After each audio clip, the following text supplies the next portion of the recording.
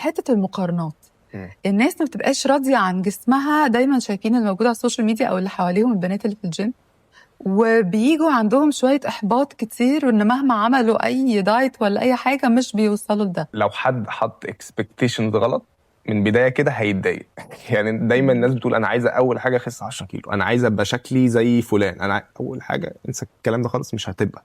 خليك واقعي، عشان لو فلان انت بس بيتحسد وهو ما بيحصلوش حاجه. يعني بس هي المشكله ان الناس فعلا بتحط اكسبكتيشنز عاليه جدا، وهم بيعملوا بروجرس مرعب بالنسبه للشخص. يعني انت الشهر اللي فات كنت عامل ازاي؟ انت خسيت رقم محترم وزدت ماسل ماس او كتله عضليه محترمه، قارن نفسك بالشهر اللي فات. انت مالك بفلان؟ فلان ده عنده قدره اللي هو يزيد مثلا عضلات كويس جدا، عنده قدره اللي هو يخس عشان بيعمل اكتيفيتي. في فاكتورز كتير جدا في او حياته مش جيناته نفس، فعلا، او جيناته ما تقدرش تتحكم في حاجه زي كده.